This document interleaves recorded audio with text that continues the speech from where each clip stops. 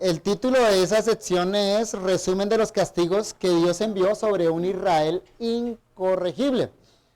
Y el título del sermón de hace 8 días era Coram Deo, la hipocresía religiosa y el endurecimiento de corazón. Veíamos que esta sección naturalmente se divide en 3 partes. Versículos 4 y 5, la religiosidad vana de Israel delante de Dios. En segundo lugar, versículos 6 al 11, el corazón obstinado de Israel frente a los castigos de Dios. 5 castigos que Dios envió a Israel, y al final siempre dice lo mismo: no volvisteis a mí. Dios les envió hambre, sed, enfermedad, guerra y devastación. Y por último, la tercera parte de esta sección, versículos 12 y 13, el encuentro inevitable de Israel cara a cara con Dios.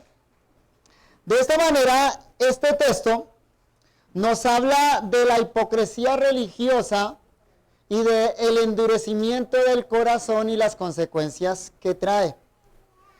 Quiero hablar de eso a la luz de este texto en 3 domingos consecutivos. Hoy vamos a hablar de la hipocresía religiosa y sus síntomas.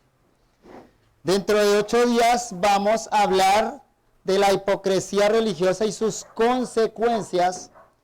Y por último hablaremos de la hipocresía religiosa y su solución. ¿Cuál es la solución divina para esa hipocresía religiosa? Entonces, vamos a hablar en esta mañana de la religiosidad vana de Israel ante Dios. Nuestro título es el siguiente del sermón: religiosidad vana que nos deja vacíos. El pecado de la hipocresía. Leamos entonces Amós capítulo 4, versículos 4 y 5. Búsquelo por favor en su Biblia, Amós 4, 4 y 5. Repito, entonces, religiosidad vana que nos deja vacíos. El pecado específico entonces que Amós está denunciando es la hipocresía, específicamente la hipocresía religiosa.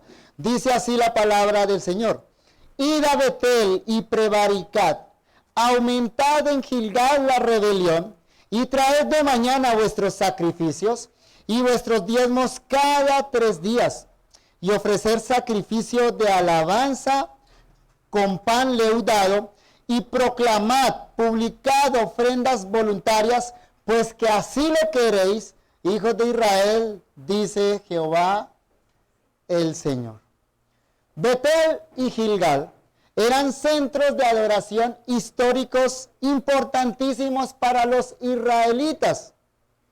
En esos 2 lugares habían sucedido algunos de los hitos históricos más importantes de Israel y que le habían dado forma como nación. Así que Amós está citando 2 lugares icónicos, 2 lugares fundamentales para los israelitas. En cuanto a Betel, el Nuevo Diccionario Bíblico dice lo siguiente: ciudad de Palestina, al oeste de ahí, al sur de Silo, o sea, en la parte sur de la tierra prometida, cerca de Migmas. Informa este diccionario: al entrar en Palestina y después Abraham plantó una tienda cerca de Betel. Los cananeos la llamaban Luz. Ese era el nombre antiguo de Betel, la llamaban Luz, pero Jacob le dio el nombre de Betel a un lugar próximo a Luz, donde durmió sobre el suelo cuando huía de Esaú. Allá él tuvo una visión de Dios, tuvo una visión que veía una escalera que conectaba el cielo con la tierra, de la cual descendían ángeles de Dios, y por eso le puso el nombre Betel, que significa casa de Dios. Betel en hebreo significa casa de Dios. Y bueno, hay otros relatos de los patriarcas que nos cuentan cosas importantes, lugares donde habitualmente Dios se revelaba a los patriarcas, les daba alguna manifestación de su gloria.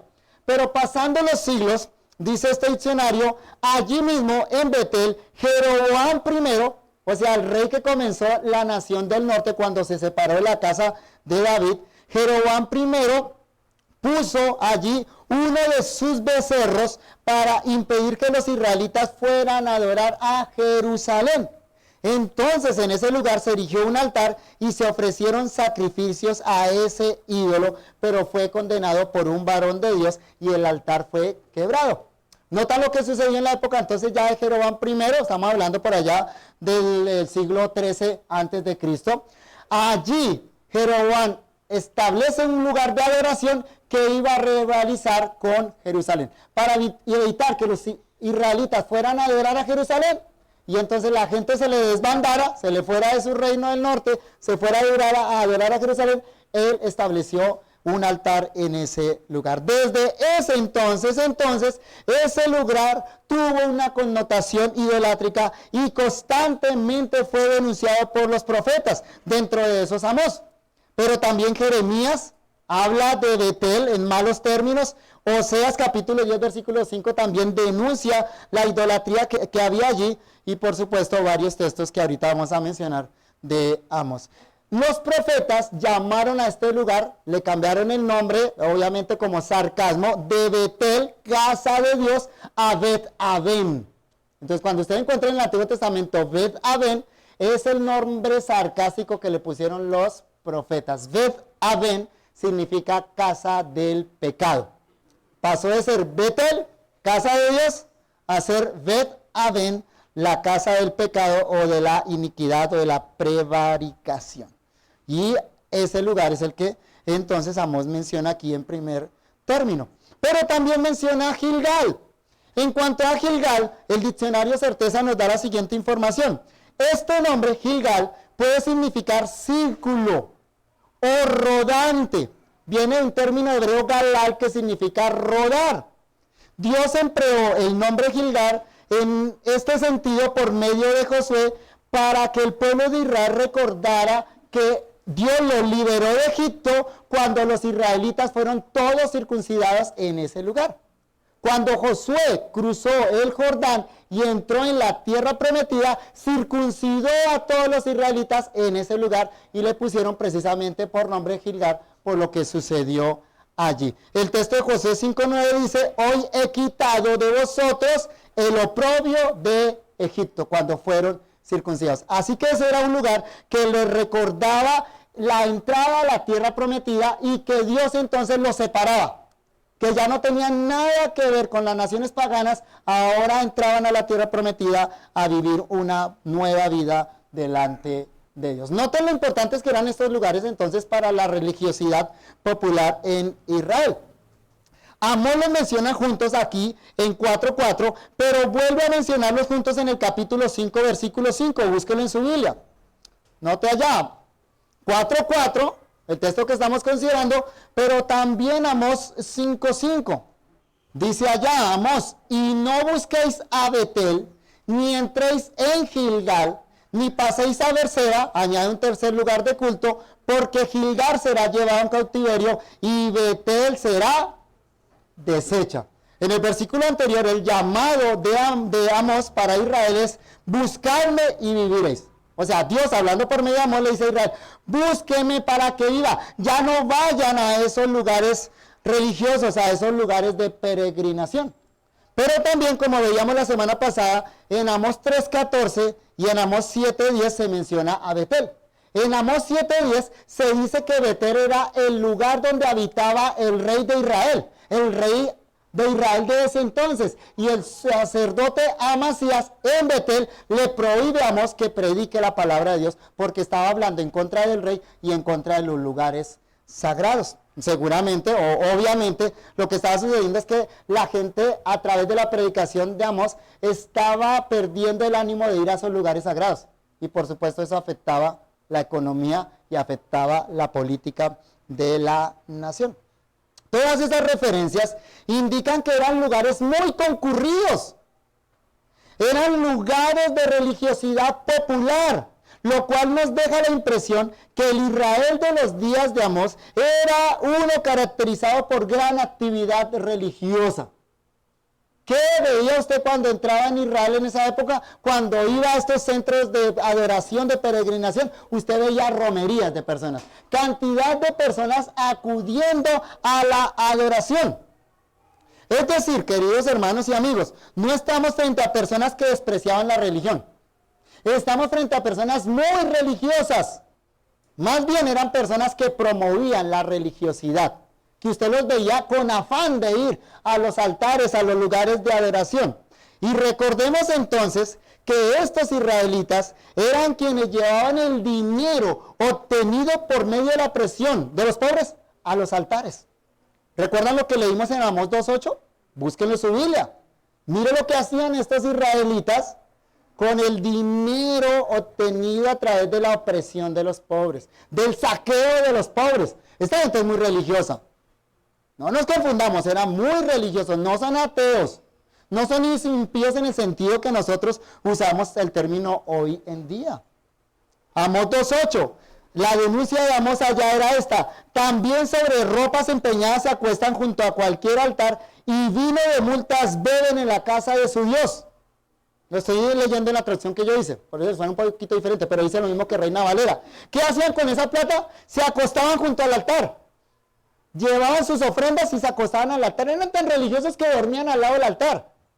Traían la cama acá a la iglesia y dormían en la casa de Dios. Imagínense los religiosos que eran.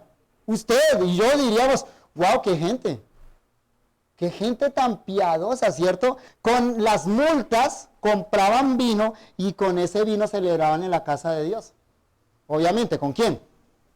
Con el sacerdote, con los sacerdotes. Muy generosos, ¿o no? Generosos y devotos. Un comentarista hace la siguiente observación penetrante y pertinente de lo que Amós nos está diciendo entonces en este capítulo 4, versículo 4. Teniendo en cuenta, dice este autor, la referencia a los altares de 3:14, no extraña demasiado la referencia polémica en este lugar. Es resultado de un trabajo de composición que hace Amós. Ya hemos indicado la correspondencia del capítulo 5, versículos 4 a 6. También puede funcionar como final de los 3 oráculos contra los ricos y poderosos. ¿Qué es lo que hay atrás? Al final del capítulo 3 y al principio del capítulo 4, denuncias contra los ricos, ¿recuerden? Capítulo 3 y capítulo 4, denuncia contra las mujeres ricas de Samaria. Ese es el contexto ahí. Entonces, este comentarista dice, en ese caso, tenemos la idea de nuevo de opresores devotos. ¿Cuál era el pecado de ellos? Oprimían al pobre. Pero religiosamente, ¿cómo eran? Un buen calificativo de esta gente, ¿no? Opresores devotos. Opresores devotos. Esos nobles de Samaria son especialmente aficionados a romerías al santuario nacional de Betel y al santuario histórico de Gilgal. No se perdían una procesión. No se perdían una fiesta religiosa. Allí estaban ellos. Al comienzo, el texto, versículo 4 dice, id a Betel, id a Gilgal. Al principio, dice este comentarista, suena como la invitación que encontramos en el Salmo 43, en el Salmo 66, en el Salmo 95, en el Salmo 96, en el Salmo 100. Usted encuentra en Salmos al salmista diciéndole al pueblo de Dios, vengan conmigo a orar. Pareciera ser así. Pero el fondo nos permite escuchar el sarcasmo del profeta, como yo expliqué hace 8 días. Porque Dios les dice, vayan a los lugares de adoración, pero cuando vayan allá, ¿qué están haciendo? Pecando, prevaricando. Porque además, en Betel y Gilgal podrán dedicarse a una práctica solícita y devota. Sí, adorar en esos altares, pero en palabras de Amós, pecar. Y pecar mucho. Si los santuarios bendicen su injusticia o se alimentan de ella, son santuarios sin fuerza para denunciar el pecado de estos israelitas. Claro, si los sacerdotes se lucraban también de lo que ellos hacían, entonces, ¿cómo les denunciaban los pecados? Aceptaban las ofrendas de estos impíos, entonces sus manos se sentían amarradas para denunciar el pecado. No es muy lejos la religiosidad que vemos hoy en día, ¿no? De lo que nosotros vemos que sucede en los lugares de adoración. Continúa diciendo este comentarista, en la misma tonalidad suena la mención de ofrendas voluntarias, que también puede significar con prontitud, generosidad, nobleza. ¡Qué gente para dar! Estos ricos explotadores pueden ser muy generosos con sus santuarios, por encima de los diezmos consabidos, o sea, daban más de lo que se pedía. El culto resulta con todos los particulares y las ofrendas voluntarias bien pregonadas. Pero suena un eco acá y una literación en el hebreo. Porque de las ofrendas que ellos ofrecían los panes leudados, que en hebreo es jamás. Y Amós está denunciando desde el capítulo 3 la violencia que en hebreo es hametz. Y dice este escritor, esto supone una lectura hacia atrás. Y debemos entonces aguzar nuestros oídos para ver que el profeta entonces está denunciando precisamente pecado está asociado a su religiosidad. El caso, queridos hermanos y amigos, es que esa religiosidad estaba plagada de hipocresía. Por tanto, no podía ser recibida por Dios. Al parecer, aquellos israelitas pensaban que multiplicar sus actividades religiosas era la solución al vacío de sus corazones, incluso una forma de negociar con Dios. En Isaías capítulo 1, versículos 10 al 17, tenemos una situación similar denunciada por el profeta que es contemporáneo de Amós. Búsquenlo y leámoslo, por favor. Isaías capítulo 1, versículos 10 al 17. La lista de Isaías es más amplia que la de Amós, pero igual es dicho en tono sarcástico. Estos dos profetas viven en la misma época. Amós es más antiguo que Isaías. Isaías sería un contemporáneo joven de Amós. Le pregunta a la misma nación, a la nación del norte, a Israel. Y vean entonces la denuncia como es similar. Isaías capítulo 1, versículos 10 al 17. Príncipes de Sodoma. Entrada, ¿no? ¿A quién le llama príncipes de Sodoma? Sodoma hace siglos que no existía. Le está llamando así a los gobernantes de Israel. Príncipes de Sodoma, y la palabra de Jehová. Escuchad la ley de nuestro Dios, pueblo de Gomorra. ¿A quién le llama pueblo de Gomorra? Ustedes recuerdan que era Sodoma y Gomorra, ¿no? Sodoma y Gomorra es el epítome, es el calificativo por excelencia de la impiedad en el Antiguo Testamento. Si usted quiere pensar en gente mala, malísima, usted piensa en Sodoma y Gomorra. Incluso en nuestro contexto se utiliza también con mala, ¿no? Pueblo de Gomorra es Israel. A los príncipes lo llama príncipes de Sodoma y al pueblo lo llama pueblo de Gomorra. Mire el versículo 11. ¿A qué me sirve, dice Jehová, la multitud de vuestros sacrificios? Hastiado estoy de holocaustos, de carneros y de cebo de animales gordos. No quiero sangre de bueyes, ni de ovejas, ni de machos cabríos. ¿Quién demanda esto de vuestras manos cuando venís a presentaros delante de mí para hollar mis atrios? Para pisotear, o sea, en la medida que llevaban sacrificios, lo que hacían era pisotear los atrios de Dios. Versículo 13, no me traigáis más vana ofrenda. El incienso me es abominación. La luna nueva y el día de reposo, el convocar asambleas, no los puedo sufrir. Es Dios hablando. Son iniquidad vuestras fiestas solemnes. Vuestras lunas nuevas y vuestras fiestas solemnes las tiene aborrecidas mi alma. Me son gravosas, cansado estoy de soportar. Cuando extendáis vuestras manos, yo esconderé de vosotros mis ojos. Asimismo, cuando multipliquéis la oración, yo no oiré. Llenas están de sangre vuestras manos. Lavaos y limpiaos. Quitad la iniquidad de vuestras obras delante de mis ojos. Dejad de hacer lo malo. Aprended de hacer el bien. Buscad el juicio. Restituid al agraviado. Haced justicia al huérfano. Amparad a la viuda. Venid luego, dice Jehová, y estemos a cuentas. Parecido a lo Amós, ¿cierto? Solo que la lista ahí es más amplia, ¿notaron? O sea, ¿cuántas cosas hacía esta gente? A juzgar por la gran actividad que vemos ahí, diríamos, wow, qué gente tan religiosa. ¿Cuánta religiosidad? Básicamente se la pasaban en el altar, básicamente se la pasaban en el templo. No estaban en sus casas. O sea, era gente súper devota. Pero eso es una impresión equivocada, ¿o no? Porque es lo que ven los ojos. Y Dios no mira lo que ven los ojos. A Dios no podían engañar. La lista de Amós es más corta, más sucinta que la de Isaías. Notemos las actividades religiosas que incluye el profeta ganadero, allá en Amós capítulo 4, versículos 4 y 5. Yo lo resumo en 4. Actividades religiosas. ¿Qué hacían estos israelitas? Bueno, en lenguaje, digamos, presentaban sacrificios cada mañana.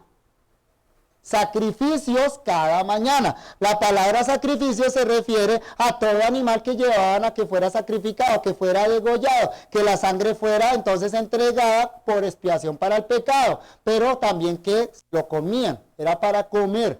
No eran los holocaustos que tenían que ser todos quemados y nadie podía participar de eso. Era el tipo de sacrificios que mataban para comer. O sea, ¿notan el interés de estos hombres?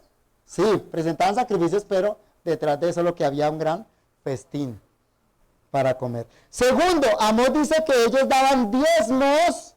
¿Diezmos cada cuánto?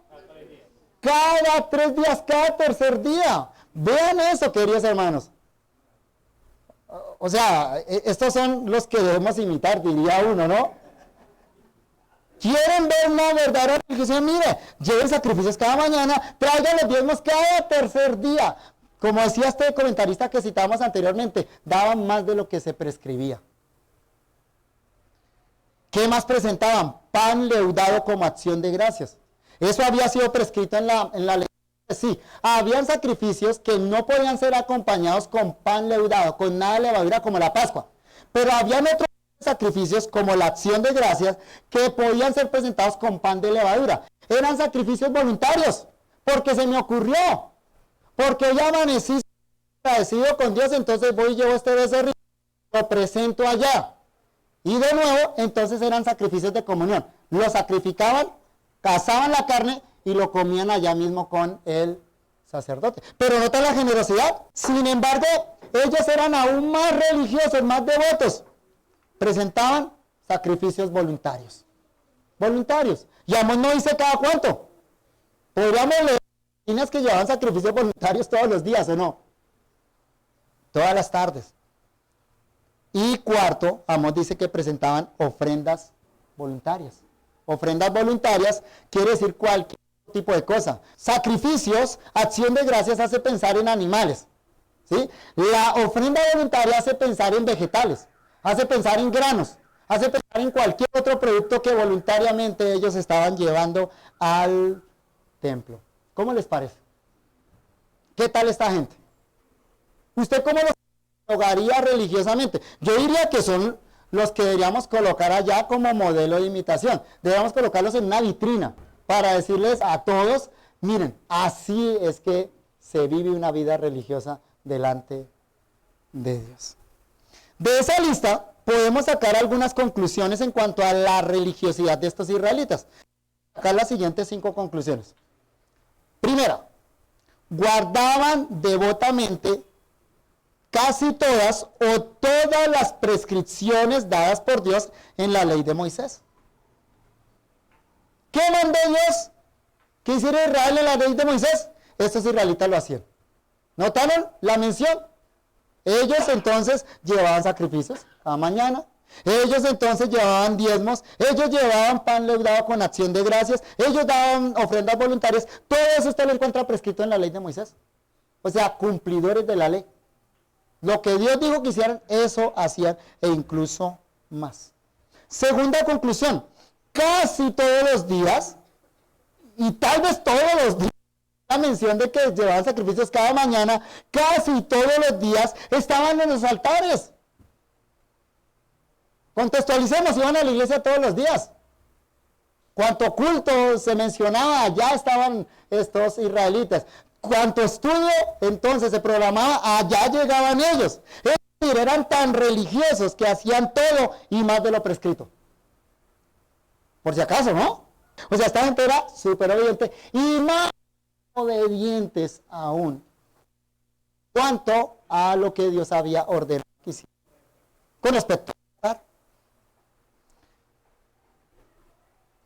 Casi todos los días o todos los días de su vida estaban en contacto con el altar. Tercero, evidentemente, su religiosidad era producto del sincretismo introducido por Jeroboam. Y aquí empezamos a mirar uno de los problemas.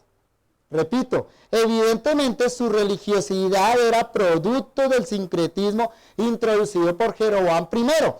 Es decir, antes les expliqué qué hizo Jeroboam con Betel.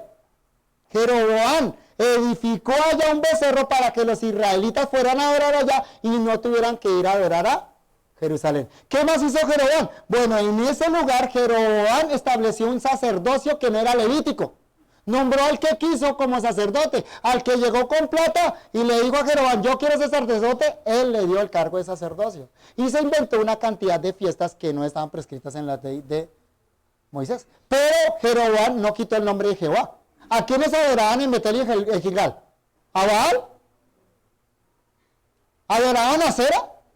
En Betel y Gilgal no. ¿Saben a quién adoraban? A Jehová. ¿Tenían el Pentateuco? Sí. Ellos el Pentateuco se basaban en el Pentateuco. Adoraban a Jehová y entonces leían la Biblia. Pero a eso que Dios había prescrito le añadieron detalles humanos. A la adoración de Dios le incorporaron ideas humanas y Dios en su adoración no puede permitir ese tipo de mezclas. Dios aborrece, como nos está mostrando en Amós, aborrece ese tipo de revuelto religioso. Cuarto, al igual que los fariseos de la época de Jesús, les gustaba probar los cuatro vientos su devoción religiosa. El versículo 5, Amós 4:5. Observen el detalle allá. Sacrificios de alabanza con pan leudado y proclamar, publicar ofrendas voluntarias. ¿Ven lo que está diciendo? Literalmente el texto hebreo ahí dice es hagan oír. Cuando vayan y den todas estas ofrendas, suenen la trompeta. Llamen, proclamen, inviten a los otros. O sea, no era una religiosidad privada. No era una devoción privada, no era una piedad privada. ¿Cómo era? Pública. Lo hacían para ser vistos. Les gustaba proclamar a los cuatro vientos su devoción religiosa. Que los otros vean cuán religiosos somos. Cuántos sacrificios traemos al altar. Cuántos son nuestros diezmos. Y dice un comentarista, es significativo que en las referencias a las obras religiosas no hay ninguna mención de ofrenda por el pecado. Interesante. Sacrificios cada mañana, diezmos cada tercer día, pan leudado con acción de gracias, ofrendas voluntarias. No dice nada más de que presentaran ofrendas por el pecado. Interesante omisión. Es decir, ellos no sentían el más mínimo arrepentimiento por sus pecados. No tenían conciencia de pecado. Más bien, todo lo que hacían los había llenado de un sentido de autosatisfacción, de tranquilidad delante de Dios. En Amós capítulo 5, versículos 21 al 24, va a continuar la misma denuncia y añade algunas actividades religiosas a esta lista. Miremoslo. Amós capítulo 5, versículos 21 al 24. A la lista anterior, mire lo que añade Amós acá. Amós 5, 21 al 24. Aborrecí, abominé vuestras solemnidades y no me complaceré en vuestras asambleas. Y si me ofreciereis vosotros holocaustos y vuestras ofrendas, no lo recibiré, ni miraré a las ofrendas de paz de vuestros animales engordados. Quitad de mí la multitud de tus cantares, pues no escucharé las salmodias de tus instrumentos, pero corra el juicio como las aguas y la justicia como el impetuoso arroyo. ¿Vieron? ¿Cuánta actividad religiosa? ¿Cuánta devoción aparente había allá? El calendario de esa iglesia de Jerusalén, para contextualizarlo, el calendario de esa iglesia de Jerusalén estaba repleto de actividades. Y estos, precisamente, aquellos que Amós está denunciando, eran los primeros en la fila cada vez que había algo que hacer. Eran distinguidos por su gran generosidad. Eran los primeros que estaban allá cantando. Seguramente incluso eran los que tocaban los instrumentos. Cuando se hablaba de algún servicio voluntario, eran los que primero se anotaban en la fila. ¿Cuál era el problema con ellos? ¿Cuál es el asunto con estas personas? ¿Por qué Amós los trata como los trata? Bueno, realmente Dios por boca de Amós. En nuestro texto, Dios irónicamente los invita a continuar con su religiosidad. Capítulo 4, versículo 4 de nuestro texto. Id a Betel, les dice Dios a ellos, o sea, sigan, continúen, pero en la medida que van a Betel, en la medida que continúan practicando esta religiosidad vana, hipócrita, ¿qué es lo que sucede? ¿Qué es lo que dice el texto? Id a Betel y prevaricad. Aumentad en Gilgal la rebelión. O sea, Dios los invita a que continúen en el ejercicio de su hipocresía religiosa, pero les advierte que entre más ritos incluyan y más practiquen su religión vana, aumentan sus pecados y también el juicio que caerá sobre sus cabezas. La palabra ahí para prevaricar y rebelión es la misma en hebreo. Bien pudo traducirse ir a Betel y prevaricar, aumentar la prevaricación en Gilgal. Es una palabra asociada al sustantivo que se utilizó en el capítulo 1 y 2 para señalar los pecados de las 8 naciones. Por 3 pecados y por el cuarto, es la misma palabra, ya es el sustantivo, acá es el verbo. Y esa palabra en el hebreo señala hacia un delito que es castigado por la ley. O sea, es un delito contra lo que está prescrito, pero es un delito digno de ser perseguido. Y también es un tipo de delito que fractura la fraternidad entre los hermanos. Es un delito contra el pacto de hermanos que había en Israel. O sea, lo que Dios les está diciendo es que esa práctica religiosa que ellos tenían, en lugar de llevarlos más cerca de su Dios y más cerca del prójimo, los estaba alejando de Dios y del prójimo. Y ya lo hemos visto en las denuncias, ¿no?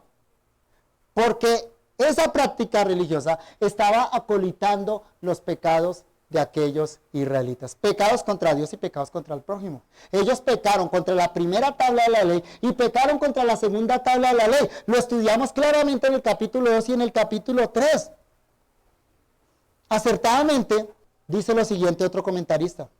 El tono de Amós es de burla y de ironía, quizá de dolor, por el estado de este muerto. Amós se burla de la invitación a la peregrinación, del himno que los peregrinos cantan mientras caminan. Venid a Betel. Él se burla de sus propósitos, diciéndoles que el resultado del ejercicio será solo transgresión, multiplicado por más transgresión. Él se burla de la meticulosidad ritualista de ellos en los sacrificios y en los diezmos. Cuanto más religiosos ellos se hacían, más lejos de Dios caminaban. Cuanto más egocéntricos, más apartados de la gracia. Cuanto más celosos en sus ritos, eran más prisioneros de sus pecados. Ese es el estado de problema de los israelitas. ¿Notan qué tan terrible es?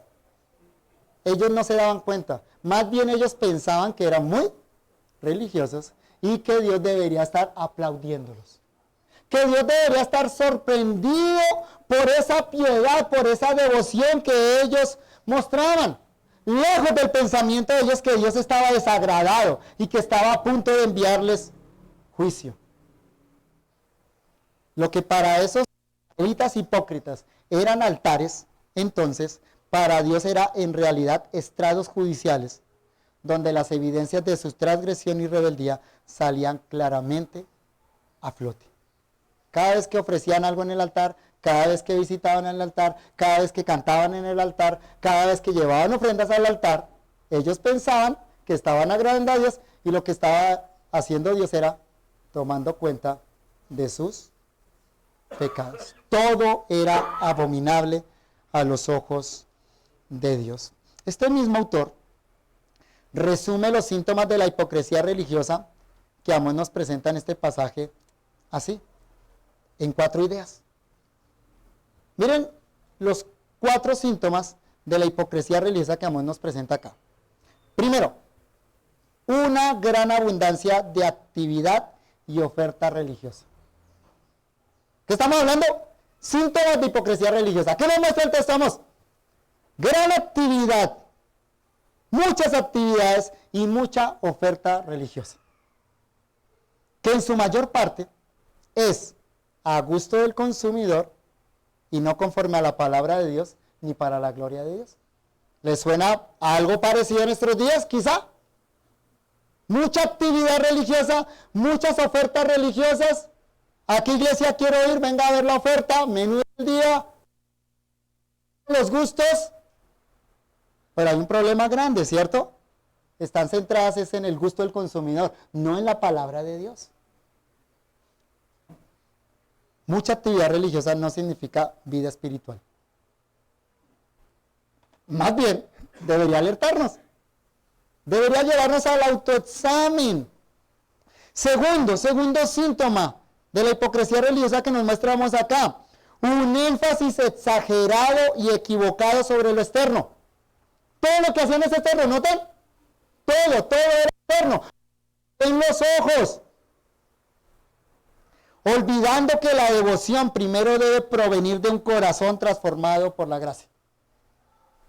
Todo era externo, pero Dios que conoce el corazón, ¿qué dice el corazón de estos israelitas? Podrido, muerto. Y como vamos a ver en la siguiente sección, el próximo domingo, un corazón totalmente endurecido a la palabra de Dios, sin ánimo de arrepentimiento. Tercer síntoma de la hipocresía religiosa que nos muestra Amós, un enfoque en el hombre y no en Dios, donde el énfasis es que el pecador se sienta cómodo con su religiosidad ligera, sin un serio llamado al arrepentimiento. ¿En qué se centraba esa religiosidad? O sea, hagamos esta pregunta, ¿en realidad ellos iban a adorar a Dios? Se estaban yendo al altar, claro que sí, pero la pregunta que hay detrás de eso es, ¿esos israelitas iban a adorar a Dios? No. ¿A qué iban? A autosatisfacerse, a comer, a recibir aplauso de los otros, a tranquilizar sus conciencias, a negociar con Dios a través de todo lo que daban. Es una religión centrada en el hombre.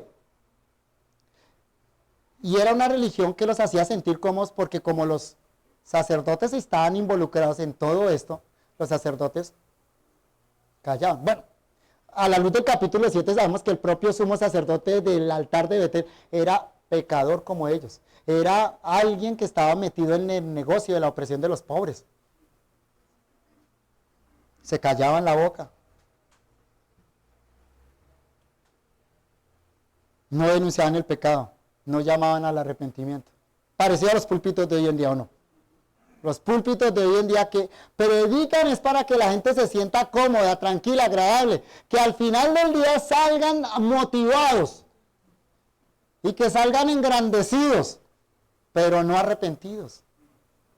No ha cambiado mucho el panorama desde aquellos días hasta los nuestros. ¿Cuál es el cuarto síntoma de hipocresía religiosa que además nos presenta en este pasaje? Bueno, por supuesto, una religiosidad humana. Mira lo que dice al final del versículo 5. Ahí en Amós capítulo 4, versículo 5. Pues que así lo queréis, hijos de Israel. Dios les dice, publiquen. Hagan escándalo con todo eso que ustedes están ofreciendo, pero Dios les dice, pues que así lo queréis, hijos de Israel. Es decir, la religiosa era a la manera de los israelitas, no a la manera de Dios. Y ojo, qué interesante, ¿no? Porque en sí, no es que ellos estuvieran ofreciendo novedades, cosas diferentes, extrañas a lo que Dios había mandado en la ley de Moisés. No, era justamente lo que Dios había mandado en la ley de Moisés. Pero ¿cómo lo hacían? A su manera. A su manera. Lo habían acomodado al raciocinio humano. Así que la hipocresía religiosa puede ser fácilmente detectada a través de las siguientes prácticas. Y esto es para un autoexamen. Déjeme advertir algo, ¿no? Aquel que expresa de la hipocresía religiosa no se da cuenta que está en esa. Y le podemos mencionar estos síntomas y él va a decir, ah, no, sí, conozco a alguien así. Pero yo no. Así que esto es un autoexamen que uno debe hacerlo frente a Dios, en oración, pidiéndole a Dios como el salmista que nos haga ver los pecados que no son ocultos, que lave nuestros ojos con conilio, porque el hipócrita religioso está ciego a sus propios pecados. De hecho, pues es uno de los problemas que vamos a mencionar acá. Actualmente, el hipócrita religioso es alguien que, primero, está lleno de actividades religiosas. Ojo con eso. Está lleno de actividades religiosas, no dado mucho a la intimidad con Dios, ni al amor al prójimo. Repito, porque esto es para confrontarnos, para que cada uno haga un autoexamen. Está lleno de actividades religiosas, pero no es dado a la intimidad con Dios. O sea, el punto acá es, ¿tienes intimidad con Dios? En el secreto, donde nadie te ve, donde no hay nadie que reconozca tu piedad, tu religiosidad, donde nadie te aplauda, donde eres quien eres, ¿tú estás en comunión con Dios? ¿Estás leyendo la palabra de Dios? ¿Estás orando? ¿Lloras por tus pecados delante de Dios? Segundo, habitualmente el hipócrita religioso es alguien que es intolerante con los demás. Por supuesto. Y eso lo vimos en el contexto de Amós. Estos religiosos que visitaban los altares continuamente, ¿qué hacían con el prójimo? Lo maltrataban, lo oprimían, lo robaban, lo saqueaban, vendían al pobre por un par de sandalias y al día siguiente estaban allá dando el diezmo del resultado de las sandalias. Pero es más que eso, intolerante con el prójimo, porque el hipócrita religioso tiene un alto concepto de sí mismo. ¿Cómo se ve a sí mismo el hipócrita religioso? El más espiritual. El que los otros deben imitar. Los otros son unos pobres pecadores. Tercero, habitualmente el hipócrita religioso es alguien que está ciego a sus propios pecados. Eso es evidente en este pasaje, es evidente en todo el contexto de Amós. Ellos no se daban cuenta de sus propios pecados. Eso no los exime del castigo. Consciente del pecado, no consciente del pecado, no tiene nada que ver con el juicio. El juicio viene por las evidencias, por lo que hacemos, no por lo que nosotros pensamos. Pero el punto es este: alguien que es hipócrita religioso está ciego a sus propios pecados. En palabras de Jesús, ve la paja en el ojo ajeno y no ve la viga en su propio ojo. Es alguien que constantemente está señalando los pecados de otros y lo hace con tono santurrón, que se escandaliza de los pecados de otros, pero ciego a sus propios pecados. En cuarto lugar, habitualmente el hipócrita religioso es alguien que juzga su espiritualidad y la de otros por normas externas. Y normalmente, queridos hermanos, normas añadidas a la Biblia. Sí, las normas de Dios, pero normalmente normas añadidas a la Biblia. Para él lo importante de la religión es lo externo. Eso es lo que le pasaba a esos israelitas, ¿o no? Y es lo que yo les decía. O sea, mire todo lo que hacían, pues es gente religiosa. No, todo eso es religiosidad externa. Dios la repudia. El hipócrita religioso, entonces juzga que es espiritual porque asiste puntualmente al culto, porque da sus ofrendas, porque canta, porque está en cuanta actividad en la iglesia hay.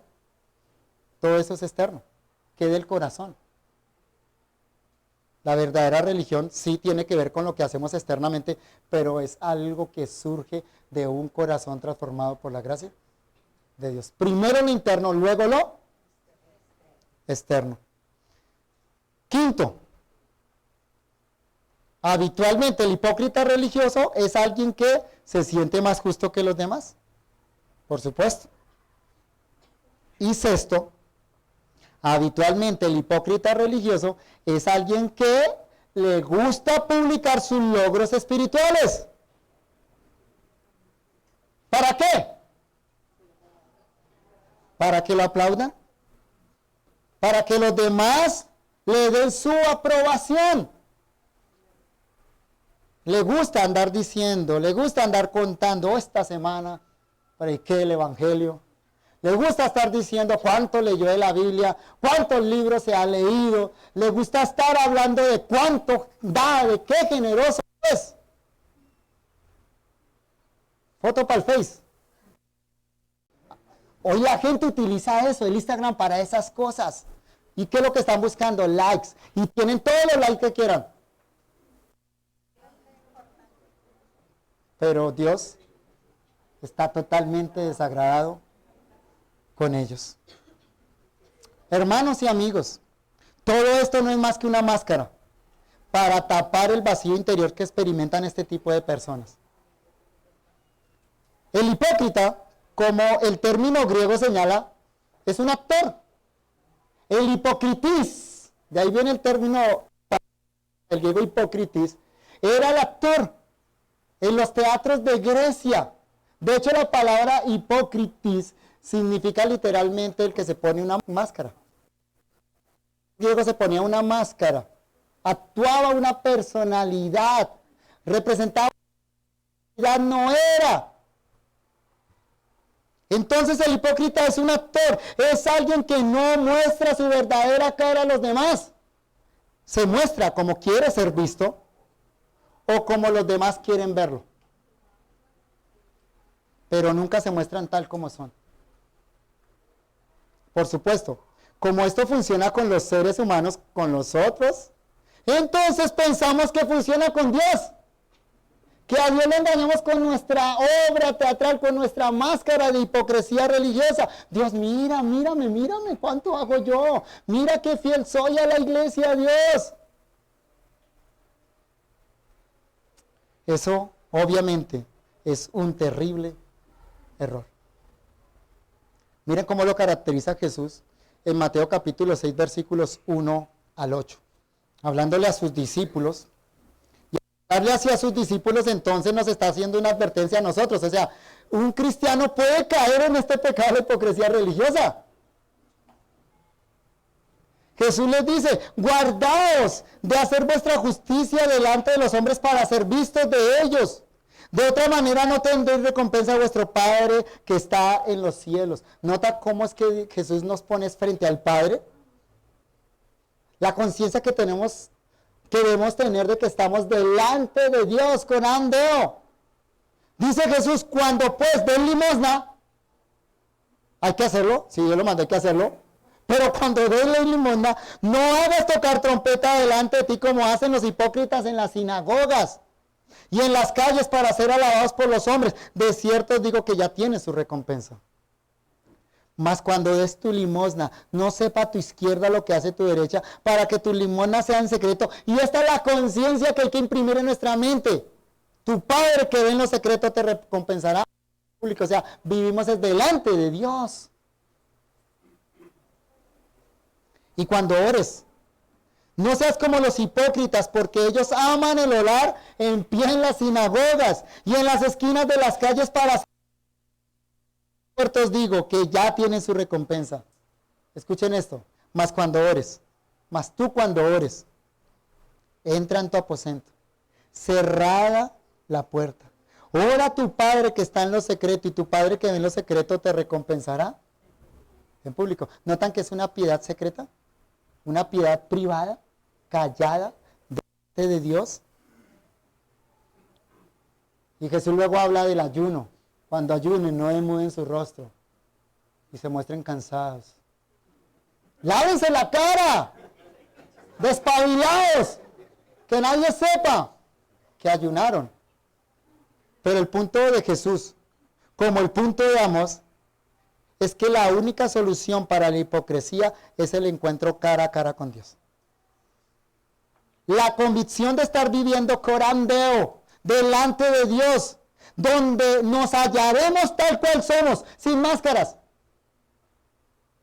sea para juicio o sea para salvación, sea para endurecimiento o sea para restauración. Amós 4:5, por supuesto.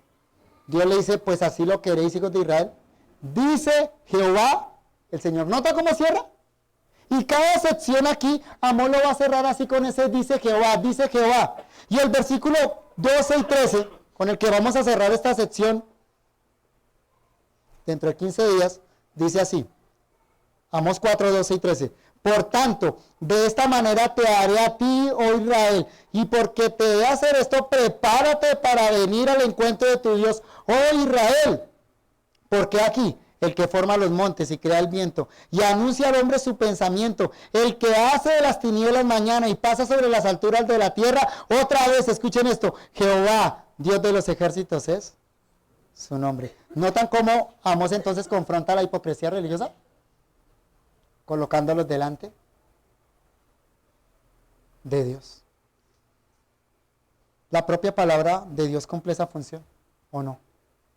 Es decir, la propia palabra de Dios nos pone delante de Dios.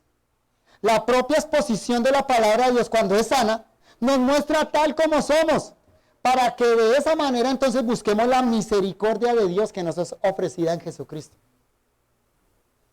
La gran calamidad del hipócrita consciente de su propia hipocresía nunca va a buscar misericordia.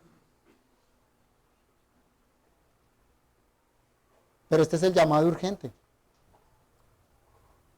Presentémonos delante de Dios tal cual somos. Así sea para juicio, porque quizá ese juicio traiga salvación. Dice el autor de Hebreos, porque la palabra de Dios es eficaz y más cortante que toda espada de dos filos, y penetra hasta partir el alma y el espíritu, las coyunturas y los tuétanos, y discierne los pensamientos y las intenciones del corazón. ¿Notan cómo la palabra de Dios va destruyendo la hipocresía? Va desbaratando esa máscara, y no hay cosa creada que no sea manifiesta en su presencia. Antes bien, todas las cosas están desnudas y abiertas a los ojos de aquel a quien tenemos que dar cuenta. Pues no termina ahí. Por tanto, teniendo un gran sumo sacerdote que traspasó los cielos, Jesús, el Hijo de Dios, retengamos nuestra profesión. Es decir, si la exposición de la palabra de Dios nos desnuda, nos muestra tal cual somos, qué tan pecadores e hipócritas hemos sido, entonces aquí hay una invitación clara. Vístete de Jesucristo. Pide perdón por tus pecados. Y en fe acude al perdón que Dios nos da en su Hijo Jesucristo. Lamentablemente la predicación de Amós cayó en oídos sordos y en corazones endurecidos, como vamos a ver dentro de 8 días. ¿Qué podemos decir de nosotros? ¿Qué puedes decir de ti? Recuerda, el sol que derrite la mantequilla es el que endurece el barro. ¿Qué vas a hacer? Viva Adonai, Viva Adonai,